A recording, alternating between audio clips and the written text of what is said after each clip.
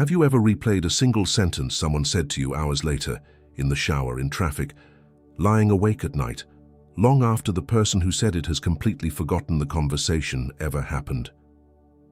They moved on in seconds. You carried it for days. Somehow a handful of words spoken by someone who may not even matter to you ended up living rent-free in your mind far longer than they ever deserved to. You were not weak for being affected. You were simply unprotected in a very specific, very learnable way. Most people believe emotional control means feeling less, becoming harder, caring less about people and outcomes. That belief keeps them either constantly reactive, hijacked by every comment, every slight, every disappointment, or numb, having given up on feeling anything deeply in an attempt to avoid being hurt by it. Neither of these is emotional control. Both are simply different ways of being controlled. There is a third option almost nobody describes clearly, remaining fully open to genuine feeling while no longer being automatically steered by it. This third option is what this entire audiobook is actually about, and it explains why some of the calmest, most emotionally grounded people encountered in life are often also some of the most genuinely warm and feeling ones, since their calm was never built on numbness in the first place. Here is the idea this entire audiobook is built around. Emotional control is not the absence of feeling, it is the presence of a gap, a small, deliberate space between what happens to you and how you respond to it. In that gap lives every ounce of power you have ever had over your own life, and most people never discover it exists because they have never been shown how to find it. Over the course of this audiobook, you will learn why other people's words only have the power you hand them, why the fastest reaction is rarely the strongest one, why taking things personally is often a case of mistaken identity, and why the people who seem impossible to shake are not lucky or naturally calm or emotionally distant. They have simply trained a skill that anyone can train. You do not need to stop caring. You do not need to become numb, detached, or cold toward the people in your life. You simply need to reclaim the gap between what happens and what you do next. Think of every sentence that has ever lived in your mind far longer than it deserved to. None of those moments proved you were too sensitive or too weak or somehow broken in a way calmer people were not. They proved only that a gap existed, unclaimed, where someone else's words were quietly given more authority over your evening, your night, your entire week than they ever should have held. This audiobook exists to hand that authority back, and it begins now. Introduction. The space nobody ever showed you. Somewhere along the way, a specific and painful belief settles into most people's minds that their emotional state is largely decided by whatever is currently happening around them. A rude comment ruins the morning. A dismissive glance from someone important ruins the afternoon. An unanswered message ruins the evening. Life becomes a long chain of small events, each one apparently holding the power to determine how the next several hours will feel. This belief is understandable, and it is also incomplete. Events happen, feelings follow. But between the event and the feeling, and especially between the feeling and the action that follows it, there is a gap, small, often unnoticed, and almost always available, where a genuine choice becomes possible. Most people never learn this gap exists, so they experience every emotional reaction as automatic, unavoidable, simply something that happens to them rather than something that passes through them. This gap does not need to be discovered through years of difficulty or crisis. It can be found quite reliably in the most ordinary moments of an ordinary day, a minor inconvenience, a small delay, an unexpected piece of mild criticism. These small moments, easy to dismiss as unimportant, are actually the ideal training ground for locating and gradually widening this gap, precisely because the stakes are low enough to experiment freely long before a genuinely high-stakes moment ever arrives and puts the skill to a much harder test. The philosopher and essayist Michel de Montaigne once wrote that his life had been full of terrible misfortunes, most of which never happened.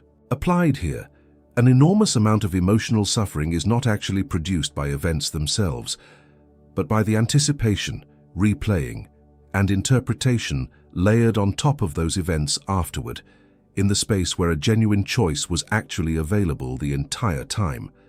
Emotional control, the subject of this entire audiobook, is not about suppressing feeling, ignoring pain, or pretending indifference toward things that genuinely matter.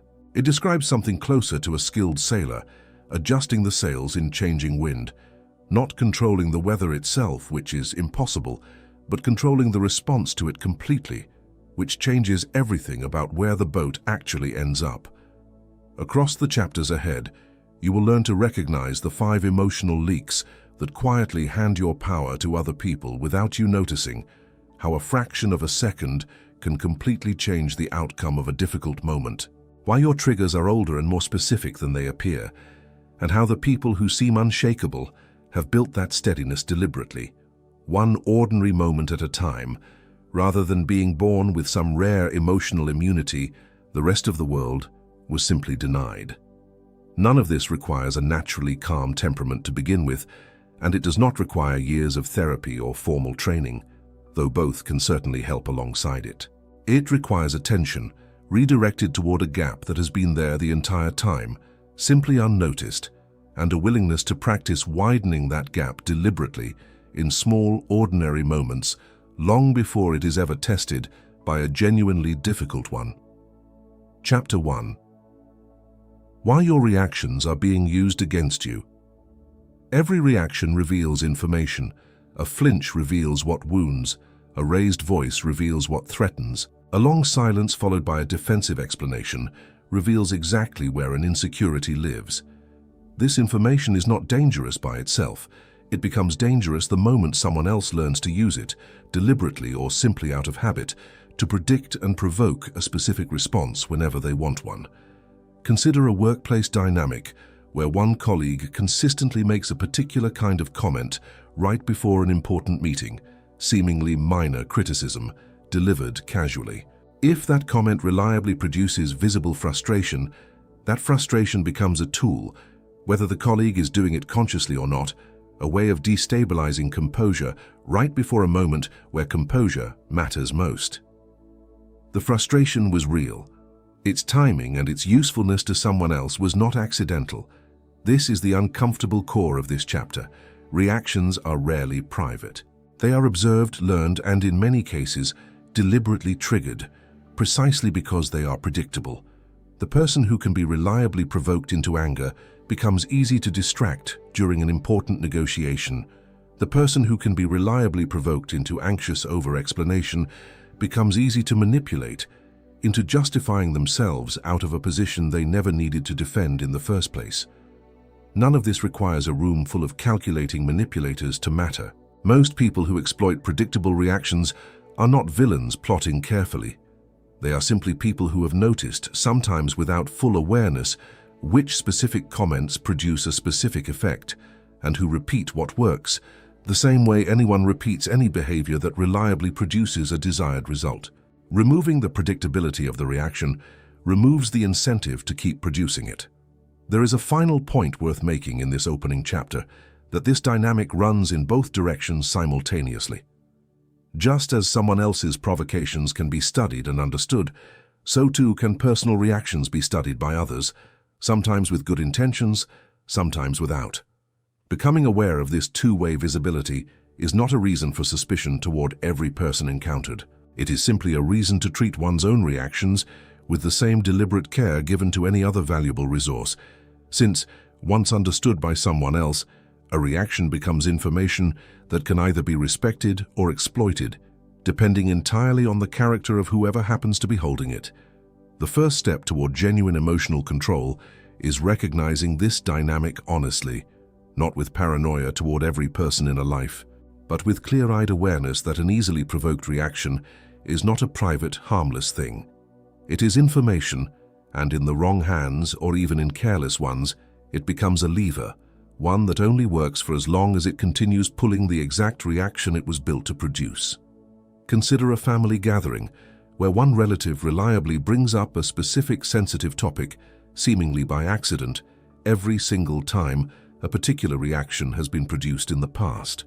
Whether this pattern is fully conscious or simply a well-worn habit rarely changes its effect. What changes the pattern is a different response arriving where the old, predictable one used to be, calm acknowledgement instead of visible frustration, a brief redirection instead of an extended defense. Once the reliable reaction stops arriving, the incentive to keep producing the comment tends to fade along with it, not because the other person suddenly changed, but because the specific behavior that used to reliably work has simply stopped working. This same principle applies well beyond family gatherings, showing up in friendships, workplaces, and even brief interactions with strangers. Any behavior that reliably produces a specific emotional reaction tends to repeat, not necessarily out of malice, but simply because human behavior, like most behavior generally, follows what has proven effective before.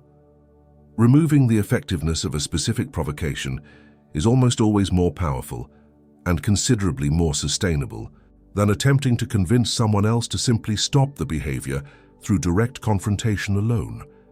There is a broader principle worth naming here that extends well beyond any single relationship: the general observation that behavior which produces no result eventually fades on its own, without requiring an argument, a confrontation, or an explicit request to stop.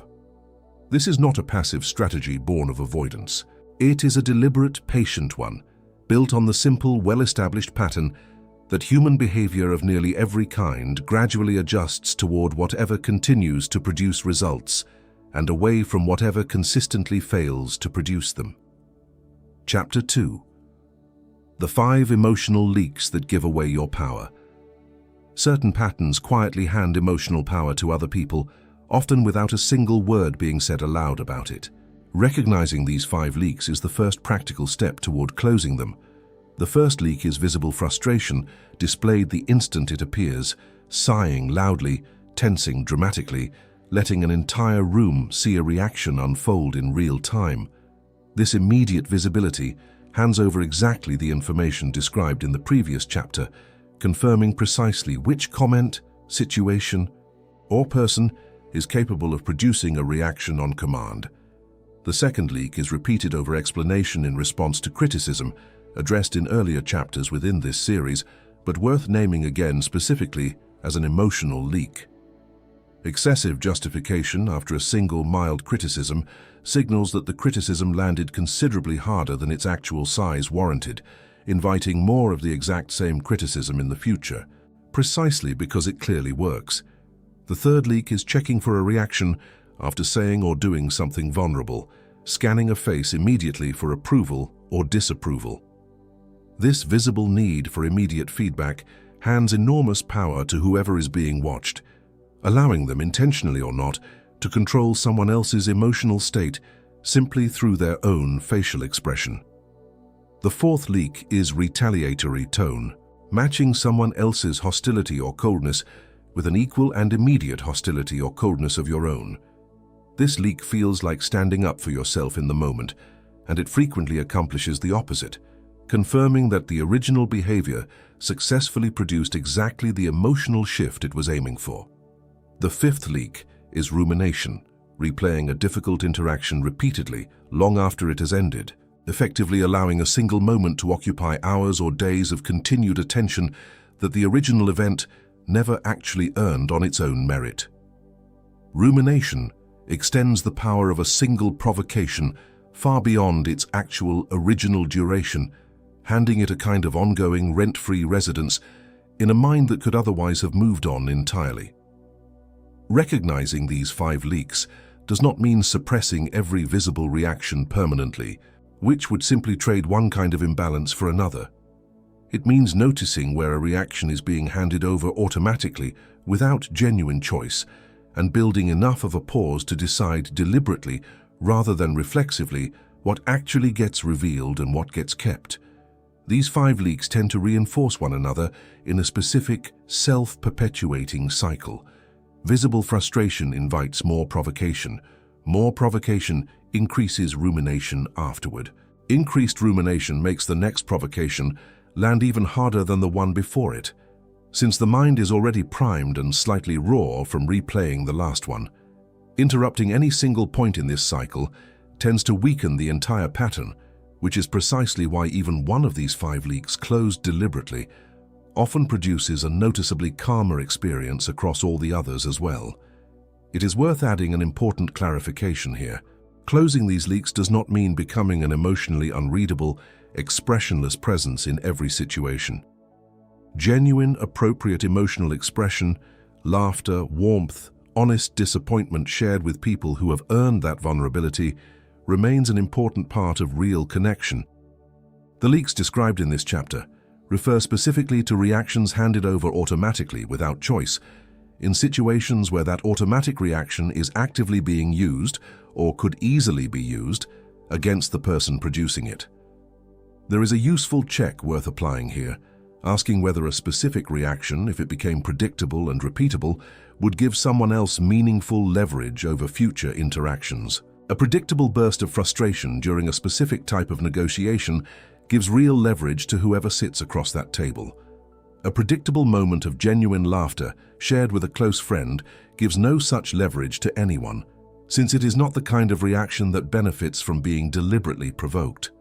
This distinction clarifies which reactions genuinely deserve the attention of this chapter, and which simply belong to the ordinary, healthy range of human expression that needs no adjustment at all. A related habit worth building involves briefly reviewing at the end of each day any moment where one of these 5 leaks appeared without harsh self-judgment attached to the review.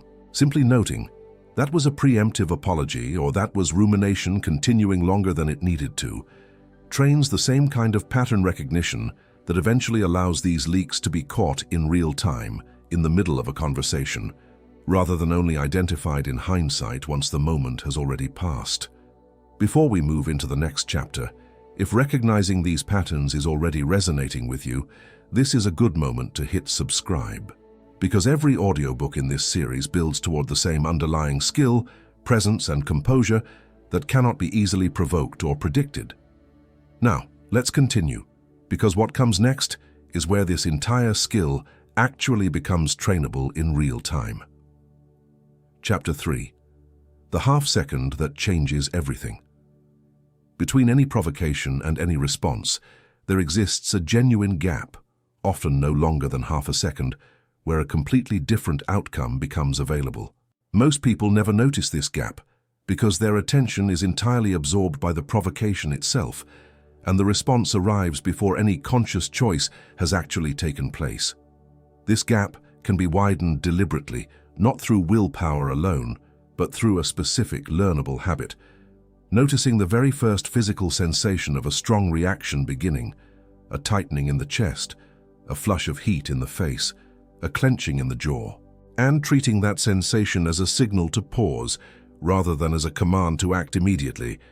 Consider 2 people receiving the exact same piece of harsh, unfair criticism in a meeting.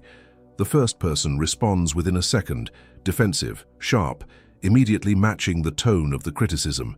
The second person notices the same rush of heat and tension arrive, allows a brief silent moment to pass, and then responds calmly, addressing only the actual substance of the criticism rather than its tone. The content of both responses might even be similar. The perceived composure and the actual outcome of the conversation are frequently completely different. This half-second is not about suppressing the reaction entirely. The tightness, the heat, the flash of anger or hurt, all of it is still fully felt. What changes is simply whether that feeling gets to author the very next action taken, or whether a brief pause creates room for a more deliberate choice to author it instead. Over time, this half-second habit, practiced consistently across countless small moments, becomes the entire foundation the rest of emotional control is built upon. This half-second habit can be practiced deliberately in low-stakes situations long before it is genuinely needed in a high-stakes one. A minor frustration, a delayed reply, a small inconvenience, offers a safe, low-cost opportunity to notice the physical sensation of a reaction beginning and to practice allowing a brief pause before responding. Treating these small, everyday irritations as practice repetitions rather than as nuisances to simply endure quietly builds the exact capacity that a genuinely difficult moment will eventually call upon without warning. There is a useful mental image worth carrying into this practice, imagining the reaction as a wave rising and eventually falling on its own, rather than as a command demanding immediate obedience. Waves by nature crest and recede whether or not anything is done in response to them. Treating a strong emotional reaction the same way, as something that will naturally pass through rather than something requiring an immediate, forceful action to resolve, makes the half-second pause considerably easier to access, since it no longer feels like a battle against an unstoppable force, but simply a brief, patient wait for something that was always going to settle on its own. There is also a physical dimension worth acknowledging honestly here. The body's stress response, the racing heart, the shallow breathing, the flood of adrenaline, happens faster than conscious thought can typically intervene. The half-second gap being described is not about outrunning this physical response entirely, which is not realistically possible. It is about inserting a small amount of deliberate awareness into the moment immediately following that automatic physical surge, before it fully translates into a specific chosen action. There is a specific detail worth adding about the physical sensation itself, since it tends to follow a fairly consistent, recognizable pattern once attention has been trained to notice it. The sensation typically arrives first as a subtle tightening in the chest, throat, or stomach, before it escalates into the more obvious signs most people associate with a strong reaction: a raised voice, a flushed face, clenched hands. Learning to notice this earlier, quieter stage of the pattern, rather than only recognizing the reaction once it has already fully escalated, provides considerably more room to insert a deliberate pause before the reaction reaches a point where it becomes genuinely difficult to redirect. There is a specific benefit worth naming for anyone who finds this kind of self-examination genuinely difficult to do alone: discussing recurring triggers with a trusted friend, partner, or professional. An outside perspective often notices patterns that remain invisible from the inside, since the person experiencing a trigger repeatedly is frequently too close to their own history to see the specific, original source clearly without some outside help pointing toward it. Chapter 4. Understanding your triggers before they understand you. A trigger is not simply an unpleasant event. It is a specific, often disproportionate reaction to a particular kind of comment, tone, or situation, one that reveals far more about personal history than it does about the actual size of the provoking event itself. Understanding a trigger requires looking past the immediate moment and toward the older pattern the moment is actually connecting with. Consider someone who reacts with intense, sudden anger whenever their competence is questioned publicly, even mildly. The public questioning itself on its own rarely justifies the size of the reaction it produces. The disproportion is the clue. Somewhere earlier in life, competence and worth likely became tightly linked, perhaps through a demanding parent, an early public failure, or a culture that consistently equated achievement with value. The current comment is not really being reacted to on its own. It is being reacted to as a representative of that much older, much larger pattern. Mapping personal triggers honestly does not require years of formal analysis, though it can certainly benefit from deeper reflection over time. A simple, practical starting point involves noticing any reaction that feels larger than the situation objectively warrants, and asking directly what this specific moment reminds you of. What earlier experience first taught you that this particular kind of comment or situation was actually dangerous, unsafe, or deeply threatening? Knowing a trigger in advance changes its power considerably.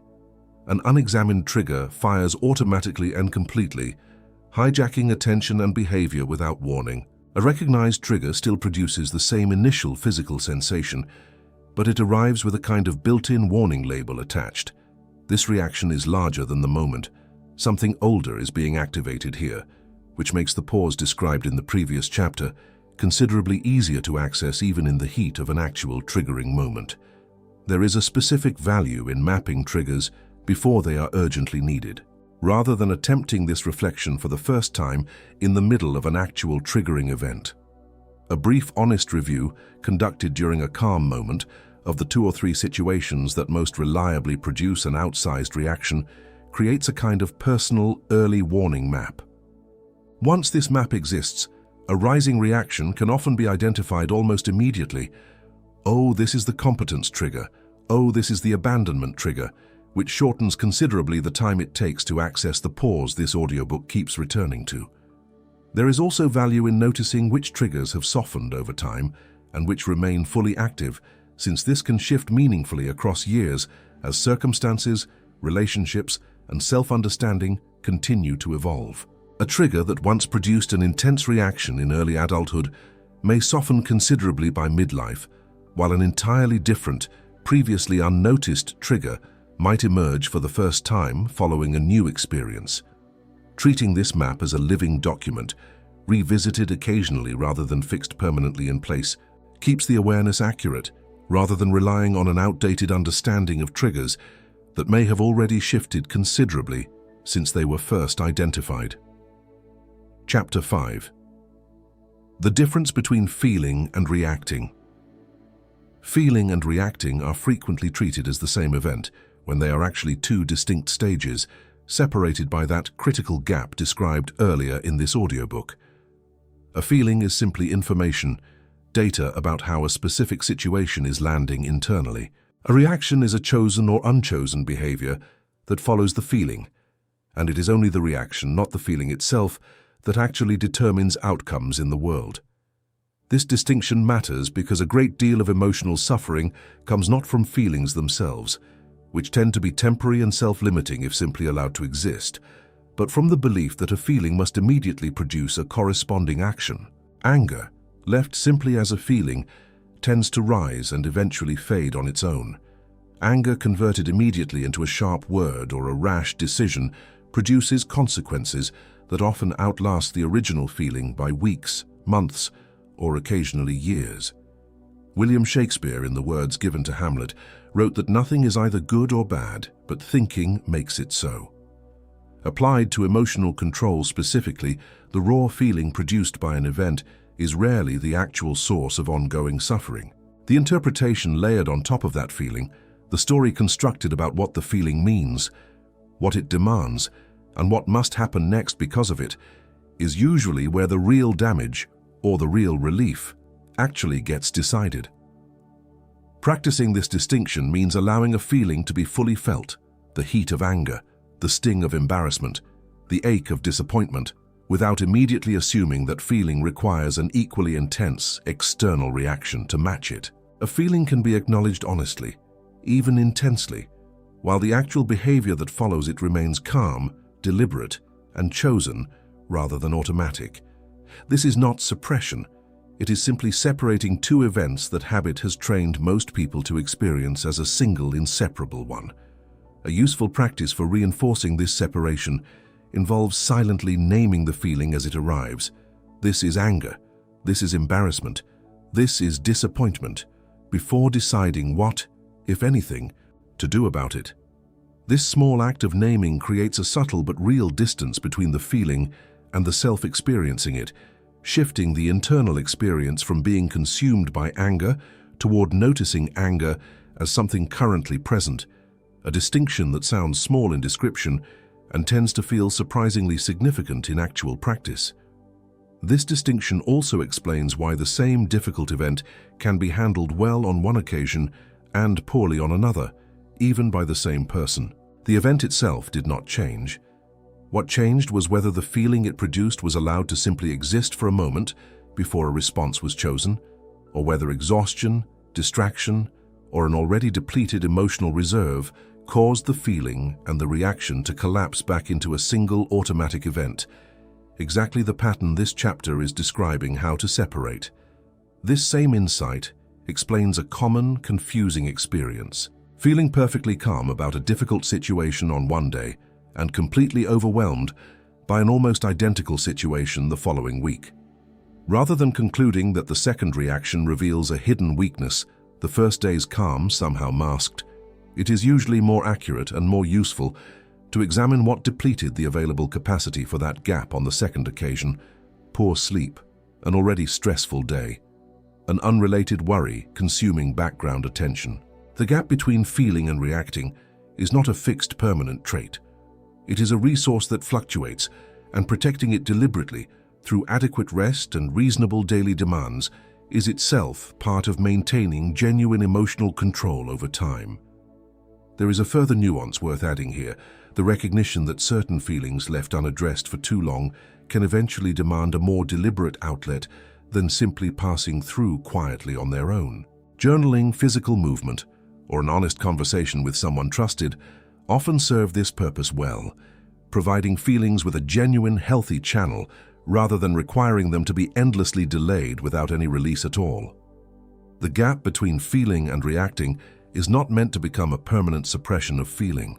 It is meant to create room for that feeling to be addressed deliberately through whichever healthy channel actually fits it, rather than through whatever reflexive action happened to be available in the heat of the original moment. Chapter 6. Detaching from other people's opinions. An enormous portion of emotional turbulence comes from treating other people's opinions as though they were verdicts rather than simply perspectives, one version of events among many possible ones, shaped entirely by someone else's history, mood, and limited view of a situation. Detaching from this weight does not mean becoming indifferent to all feedback.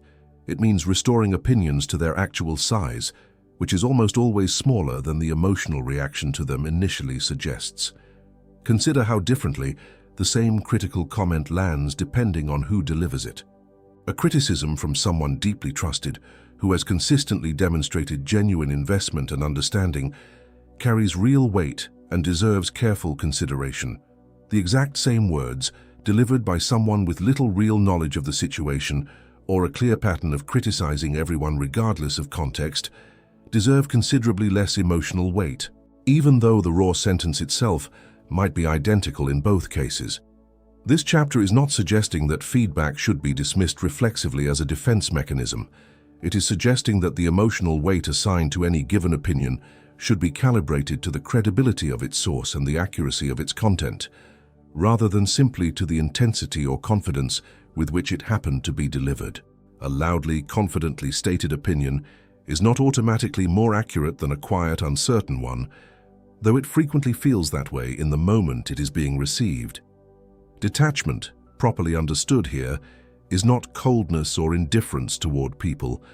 It is the recognition that another person's opinion, however strongly held, reflects their own internal world, at least as much as it reflects any objective truth about the person receiving it. Holding this recognition steadily, rather than treating every opinion as an accurate, binding verdict, is one of the most direct paths toward no longer being emotionally hijacked by whatever anyone else happens to think or say. There is a useful practical filter worth applying before allowing any opinion significant emotional weight, asking whether this specific person has genuinely earned the standing to weigh in on this specific area of life. A stranger's opinion about a career decision, a distant acquaintance's judgment about a parenting choice, an anonymous comment about physical appearance, none of these carry the standing that a trusted mentor, a genuine friend, or a long-term partner has actually earned through sustained investment and demonstrated understanding. Applying this filter consistently prevents an enormous amount of unearned emotional weight from being assigned to opinions that, on reflection, were never actually qualified to carry that much influence in the first place. There is a broader freedom available once this filter becomes habitual, no longer needing to mentally litigate every stray comment or ambiguous glance from someone whose opinion, on honest reflection, was never actually going to shape any meaningful decision. This freedom does not require dismissing people rudely or announcing this filter out loud. It simply means an enormous amount of internal energy, previously spent weighing opinions that never deserved that much consideration, becomes available for the much smaller number of relationships and perspectives that genuinely do warrant that careful, deliberate attention. There is a related trap worth naming directly, mistaking confidence in delivery for accuracy in content. Some of the most confidently delivered opinions, especially online, come from people with the least actual stake in or knowledge of the situation being judged. Confidence and accuracy are frequently unrelated to each other, and treating loud, certain delivery as automatically more credible than quiet. Uncertain delivery is one of the more common ways unearned emotional weight gets assigned to opinions that, on any honest examination, deserved considerably less consideration than their confident tone initially suggested. This distinction matters enormously in the context of social media and public commentary specifically, environments practically engineered to reward confident, forceful opinions, regardless of their actual accuracy or the commenter's genuine knowledge of the situation being discussed. Recognizing this dynamic clearly, that the loudest voice in a comment section rarely represents the most informed or credible one, makes it considerably easier to extend far less emotional weight to strangers online than the volume of their opinions might otherwise instinctively demand. Chapter 7. Handling criticism without losing your center. Criticism, even when delivered clumsily or unkindly, nearly always contains some combination of two elements: useful information and unnecessary emotional charge.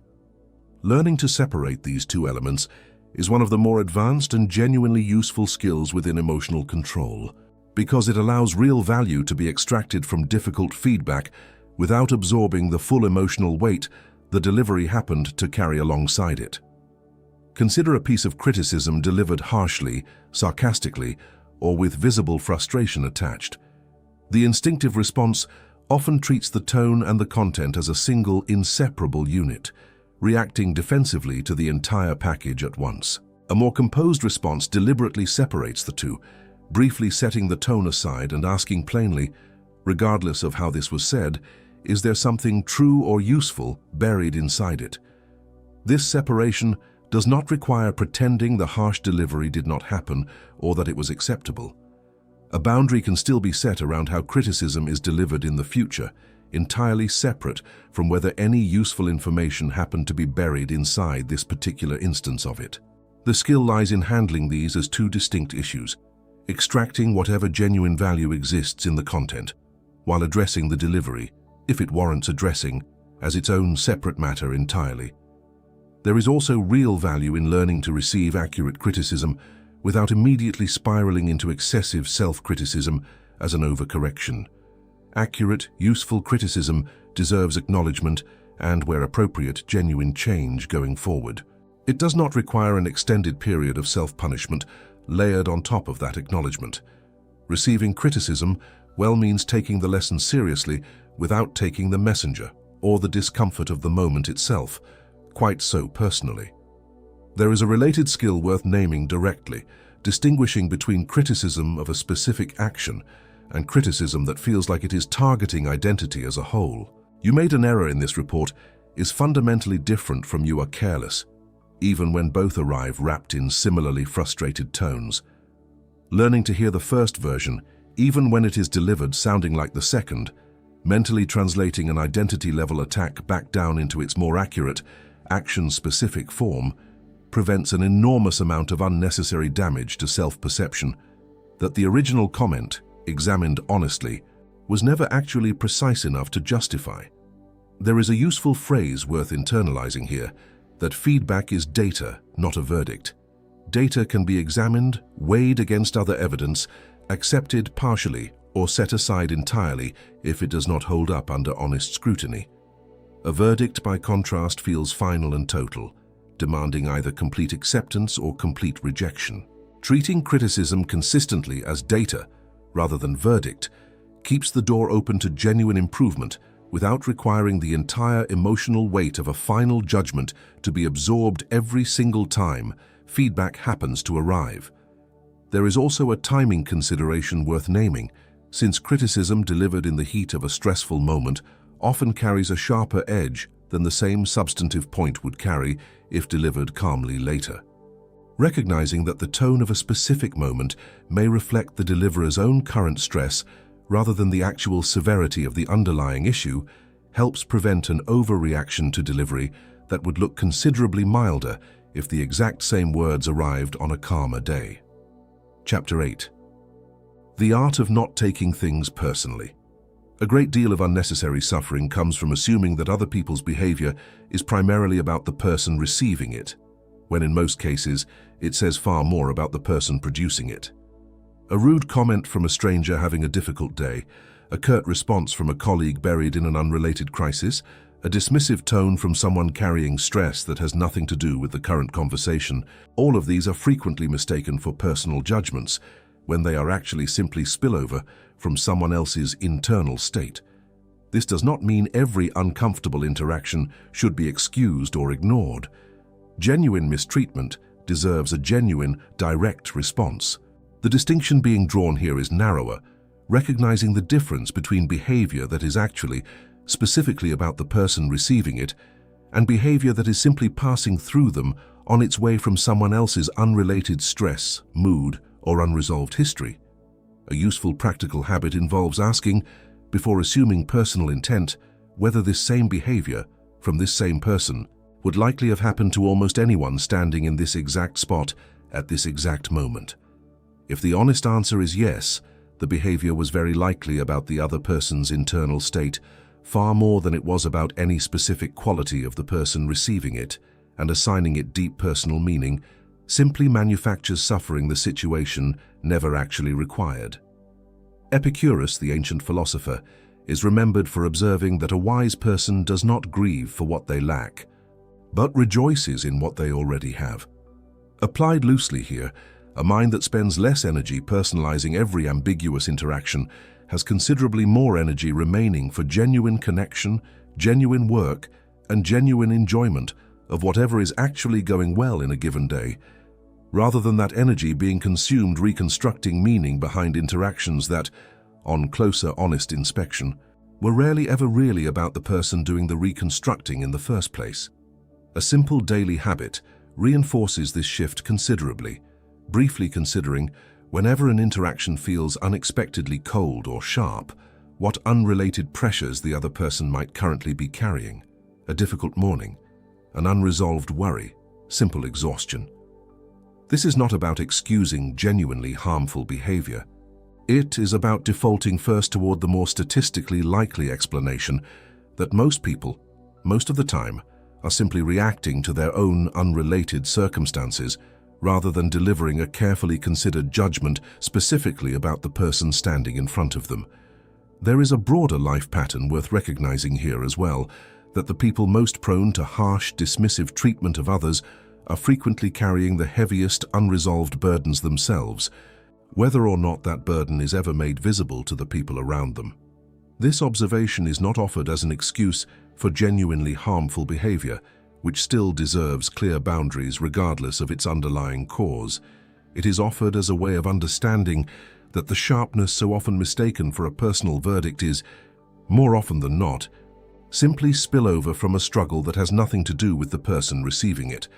There is also a specific version of this worth naming for digital communication, where tone is frequently ambiguous and easy to misread entirely. A brief, terse text message is often assumed to carry a specific emotional undertone, irritation, coldness, disapproval, when in reality it may simply reflect someone typing quickly between tasks with no particular feeling attached to the brevity at all. Resisting the urge to assign a confident emotional interpretation to ambiguous written communication prevents an enormous amount of unnecessary worry over tone that was never actually intended in the first place. Chapter 9. Emotional Control in Relationships. Close relationships present a uniquely difficult test for emotional control because the stakes feel higher, the history runs deeper, and old patterns activate more easily than they do with strangers or casual acquaintances. A single comment from a partner or family member can trigger a reaction disproportionate to the comment itself, precisely because it connects to years of accumulated history rather than to the isolated moment currently taking place. A useful distinction within close relationships separates the current moment from the accumulated pattern surrounding it. A partner forgetting one specific request is a single, isolated event. The same forgetting, occurring repeatedly across months, is a pattern worth addressing directly and seriously. Reacting to a single instance as though it carries the full emotional weight of the entire accumulated pattern often produces conflict wildly disproportionate to whatever actually just happened in that specific moment. Emotional control within relationships does not mean suppressing genuine hurt or difficult conversations that need to happen. It means creating enough space, through the same half-second pause described earlier in this audiobook, to distinguish between an emotional reaction to the current moment and an emotional reaction to years of unresolved history being unconsciously projected onto that current moment. Naming this distinction honestly, even silently to oneself in the moment, often changes an entire conversation's trajectory before a single word has even been spoken aloud.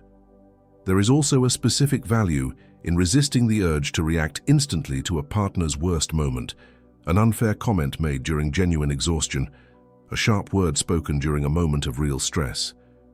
This does not mean tolerating ongoing disrespect indefinitely. It means distinguishing between a partner's occasional bad moment and a partner's consistent, defining pattern, responding to the first with patience and perspective, while responding to the second with the clear, direct boundaries any healthy relationship genuinely requires. There is a specific trap worth naming directly within long-term relationships, keeping a silent, growing tally of every minor grievance, only to release the entire accumulated total during one unrelated, relatively minor disagreement. This pattern feels justified in the moment, since the frustration genuinely did accumulate over real time. It is also deeply confusing and often unfair to the other person, who experiences a disproportionate reaction to a small trigger without any context for the much larger unspoken history actually fueling it. Addressing grievances closer to when they occur, in smaller, more manageable pieces, prevents this kind of emotional accumulation from eventually detonating all at once, aimed at a moment far too small to have earned it. There is a specific practice worth naming that helps prevent this accumulation, briefly and calmly naming a minor grievance close to when it occurs, rather than silently absorbing it in the name of keeping the peace. A short, low-key comment, "This actually bothered me a little," delivered close to the original moment tends to dissolve minor resentment before it has a chance to compound into something considerably larger and harder to untangle weeks or months later. It also helps to recognize a specific pattern common in long-term relationships, the tendency to expect a partner to simply know what is wrong without it ever being stated directly. This expectation places an unreasonable burden on the other person to read minds accurately, and it frequently produces exactly the accumulated resentment this chapter has been describing, since an unstated grievance cannot realistically be addressed by someone who was never actually informed that it existed in the first place. Direct, calm communication, even about minor frustrations, protects a relationship considerably more effectively than the assumption that genuine care should make explicit communication unnecessary. There is a related pattern worth naming that operates in the opposite direction, expecting a partner to instantly absorb and correctly interpret every emotional signal without any direct explanation, then feeling hurt when that expectation inevitably goes unmet. Genuine intimacy grows considerably more reliably through clear, direct communication than through the hope that sufficient closeness alone will eventually make explicit words unnecessary, a hope that, however understandable, tends to produce far more disappointment than the small vulnerability of simply saying plainly what is actually needed. Chapter 10. Staying calm under professional pressure.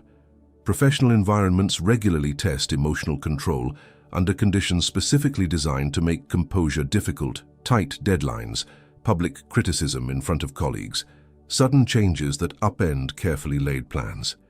The people who advance steadily within these environments are rarely the ones who feel the least pressure.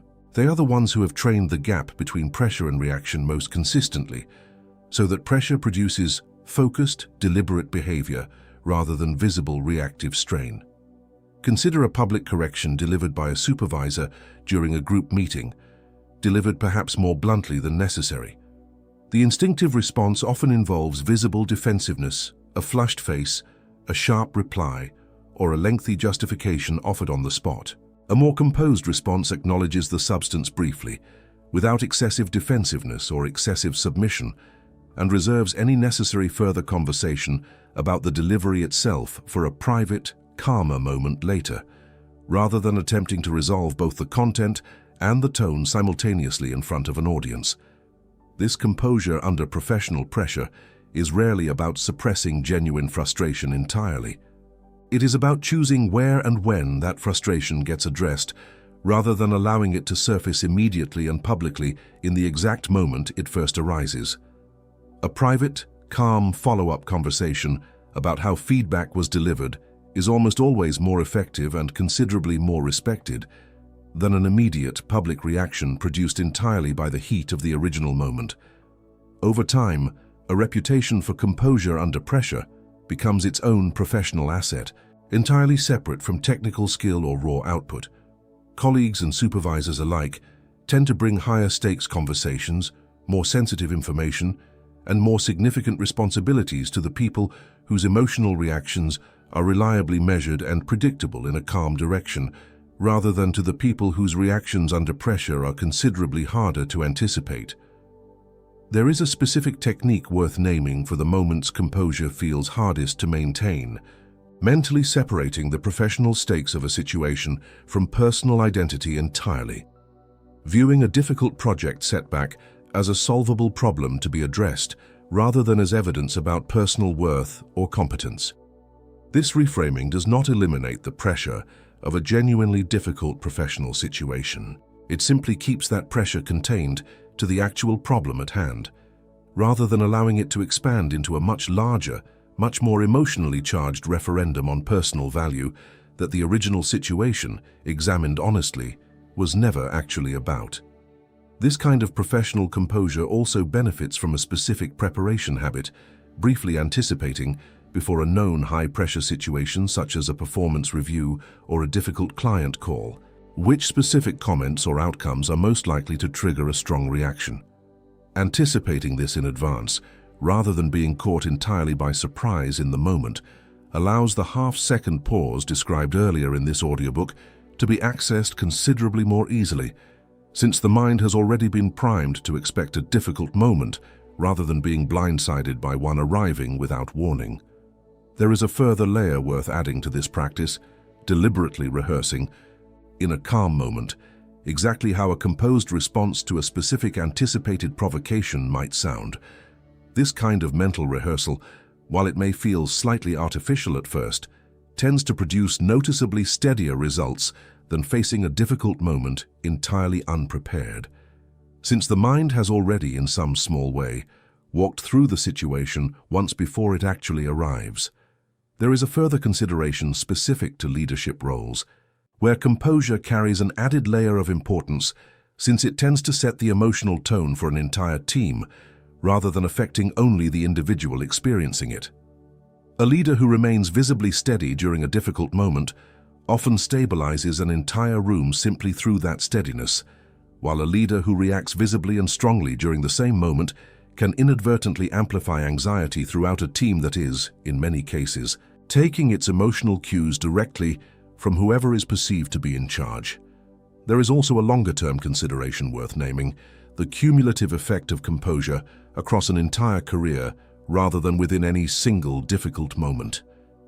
A single instance of visible frustration under pressure is rarely career-defining on its own. A consistent pattern, however, whether of composure or of reactivity, tends to shape how colleagues and supervisors quietly categorize someone over years, which responsibilities get offered, which conversations get shared, and ultimately, which opportunities arrive and which quietly pass to someone else instead.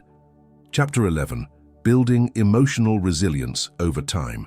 Emotional control is not a fixed trait present from birth in some people and permanently absent in others. It is a trained capacity, built gradually through repeated deliberate practice. The same way physical endurance builds through consistent, incremental training rather than through a single, dramatic effort attempted once and never repeated again. Benjamin Franklin observed that anger is never without a reason, but seldom with a good one. Building resilience against anger and other strong reactions does not mean eliminating the reason behind them, which is often perfectly legitimate. It means training the gap between the legitimate reason and the eventual chosen response, so that the response reflects genuine judgment rather than pure, unfiltered emotional momentum. A practical, ongoing practice for building this resilience involves deliberately reviewing moments of strong reaction after they occur, not to assign harsh self-judgment, but to extract specific, useful information. What triggered this reaction? How large was the actual event compared to the size of the reaction it produced? And what earlier warning signs, if any, were present in that half-second gap before the reaction fully took hold? This ongoing review, repeated consistently across weeks and months, gradually trains a kind of automatic early warning system, catching reactions earlier and earlier in their development, long before they reach full intensity. Resilience built this way also tends to compound in a specific, encouraging way over time. Each successfully navigated provocation, however small, becomes evidence available for the next one, proof that a difficult moment can be met with composure rather than being automatically hijacked by it. This accumulated evidence, more than any single technique described anywhere in this audiobook, is ultimately what produces the calm, steady confidence that eventually makes emotional control feel less like an effortful discipline and more like simply how a person has come to naturally respond to the world around them. It is worth naming honestly that this kind of resilience is rarely built through a single insight, however powerful that insight might feel in the moment it arrives. It is built the way any genuine capacity is built, through repetition across many ordinary days, most of which will not feel particularly dramatic or noteworthy at the time. The cumulative effect of this quiet, consistent practice is usually only visible in hindsight, noticed clearly only once a genuinely difficult moment arrives and is met with a steadiness that would not have been available months or years earlier, before the practice began. There is a specific way to accelerate this cumulative effect, deliberately seeking out slightly uncomfortable situations, a difficult conversation postponed too long, a minor conflict avoided out of discomfort, and treating each one as a genuine repetition of the underlying skill, rather than an unwelcome obstacle to be endured and forgotten as quickly as possible. Approached this way, situations that once felt purely threatening gradually become opportunities for deliberate practice, which changes their emotional character considerably even before any actual change in outcome has occurred. It also helps to track this progress honestly over time, rather than assuming resilience either exists fully or does not exist at all. A simple periodic reflection, comparing how a specific type of provocation lands today compared to how the same type of provocation landed a year earlier, often reveals genuine, measurable progress that would otherwise go unnoticed simply because it accumulated so gradually that no single moment along the way felt like a dramatic turning point. There is a genuinely encouraging observation worth ending this chapter with, that unlike many forms of skill development that eventually plateau, this particular capacity tends to keep compounding indefinitely, since ordinary life reliably continues supplying fresh opportunities to practice it for as long as a person continues encountering other people, pressure, and unexpected difficulty, which is to say for as long as a person continues living an ordinary, engaged life at all. Chapter 12. Becoming someone nothing can shake. Everything covered throughout this audiobook points toward a single, integrated way of moving through the world, rather than a collection of separate techniques deployed only in isolated, difficult moments. Recognizing emotional leaks, widening the half-second gap, understanding personal triggers, separating feeling from reaction, detaching from unearned weight given to other people's opinions, these are not independent skills practiced in isolation. They are different expressions of the same underlying shift, reclaiming authorship over one's own responses, rather than handing that authorship over automatically to whatever happens to occur. Becoming someone nothing can shake does not mean becoming someone who feels nothing. In fact, the people who have genuinely developed this capacity often feel things quite deeply, precisely because they no longer need to defend against feeling by staying numb or detached. Their steadiness comes not from an absence of emotion, but from trust, built through repeated practice that whatever is felt does not have to immediately author whatever happens next. This shift changes the felt experience of daily life in a way that is easy to underestimate before it actually happens. Other people's moods stop dictating personal mood so directly. Criticism stops arriving with the same automatic sting it once carried. Provocation loses much of its usual power, because the specific reaction it was designed to produce is simply no longer reliably available on command. Life continues to bring genuine difficulty, disappointment, and real emotional pain. What changes is the relationship to all of it, no longer purely reactive but chosen, deliberate, and over time, remarkably steady. There is a final important clarification worth making before this audiobook moves to its conclusion. Becoming unshakable is not a permanent finished state, reached once and never revisited again. Even the calmest, most emotionally trained people occasionally get caught off guard, react faster than they would have liked, or find an old trigger unexpectedly reactivated by an unusually difficult circumstance. This does not represent a failure of everything covered in this audiobook. It simply reflects the ordinary human nature of a skill that continues being practiced across an entire lifetime, rather than one that, once learned, becomes permanently and effortlessly automatic in every single future circumstance without exception. This ongoing, imperfect nature of the practice is worth embracing rather than resisting. Each time an old reaction resurfaces despite genuine progress, it offers another opportunity to practice the exact skills covered throughout this audiobook, noticing the physical sensation, widening the gap, separating feeling from reaction, choosing a response deliberately rather than automatically. Viewed this way, an occasional lapse is not evidence that the work has failed. It is simply the next repetition in an ongoing, lifelong practice, one that continues to compound in value the longer it is maintained, regardless of how many individual moments along the way happen to fall short of perfect composure. There is a final, broader observation worth making about what this entire shift actually changes in daily life. It is rarely the biggest, most dramatic confrontations that benefit most from emotional control, since those moments are relatively rare and often come with enough built-in warning to prepare for deliberately. It is the hundreds of small, ordinary frictions, an impatient comment, a delayed reply, a minor disappointment that accumulate the most over an entire lifetime. Training composure specifically within these smaller, more frequent moments produces, by sheer volume alone, a considerably greater improvement in overall quality of life than composure reserved only for rare, dramatic crises ever could. There is one final observation worth making about the compounding nature of this shift over time. As composure in small, ordinary moments becomes more consistent, the moments that once felt genuinely threatening tend to shrink in perceived size as well, not because the external world has become gentler, but because the internal capacity to meet it steadily has grown considerably larger. What once required significant deliberate effort to handle calmly eventually requires far less conscious effort at all, freeing up considerably more attention and energy for the parts of life that genuinely deserve it. Conclusion: the freedom of an unshakable mind.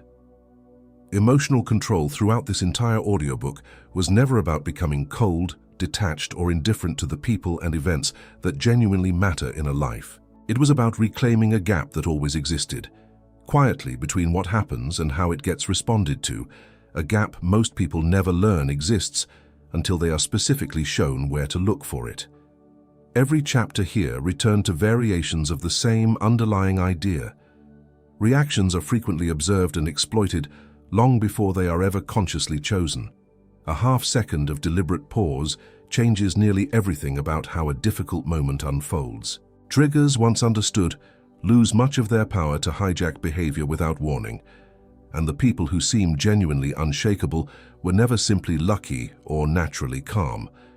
They built that steadiness deliberately, one ordinary provocation at a time, through consistent practice, rather than through some rare emotional gift the rest of the world was denied. This knowledge does not remove the reality of pain, disappointment, or genuine frustration from daily life. It changes what happens immediately afterward, whether a feeling is allowed to simply exist and pass, informing a deliberate response, or whether it is instead handed the reins entirely, producing whatever reaction happens to be most automatic in that specific moment. The difference between these two paths, repeated across enough ordinary days, eventually produces two very different lives, one spent constantly reacting to whatever happens to occur, and one spent steadily, calmly choosing what to do about it instead. There is a genuine freedom available on the other side of this shift, not the freedom of feeling nothing, but the freedom of no longer being owned by whatever anyone else happens to say, do, or think on any given day. That freedom, more than any single technique described in this audiobook, is where real emotional control has always quietly lived, waiting patiently for the automatic reaction to finally be replaced by a deliberate, chosen one instead. Think back to where this audiobook began, a single sentence replayed for hours, days, long after the person who said it had completely moved on. That experience was never proof of excessive sensitivity or some personal flaw setting one person apart from calmer others. It was simply proof that a gap existed, unclaimed, quietly handing away far more time, attention, and emotional energy than any single sentence ever actually deserved to receive. What this audiobook offered was not a way to stop feeling that sting entirely, which is neither realistic nor genuinely desirable. It offered a way to feel it fully, briefly, and then release it, rather than allowing it to occupy far more space than the moment that produced it ever actually warranted. This shift, practiced consistently across enough ordinary days, eventually changes something quieter and more fundamental than any single interaction ever could on its own. It changes the baseline experience of simply moving through a world full of unpredictable people, comments, and circumstances, from one of constant vulnerability to sudden emotional hijacking, toward one of steady, grounded presence, still fully capable of deep feeling, but no longer owned by whatever happens to occur on any particular day. There is a final, honest note worth ending on. None of what this audiobook describes will remove difficulty, disappointment, or genuine pain from a life. Nothing realistically could, and nothing genuinely worth pursuing would try. What it offers instead is a steadier relationship with all of it, a mind that can feel deeply without being swept away entirely, that can absorb criticism without being defined by it, that can weather other people's moods without adopting them as its own. That steadier relationship, built patiently across countless small ordinary moments, rather than through any single dramatic transformation, is where real emotional freedom has always quietly lived, available the entire time, waiting only to be claimed. This has been Coffee and Audiobooks. Until the next chapter, keep your coffee close, keep your center steady, and let nothing borrowed from someone else's mood decide the shape of your day.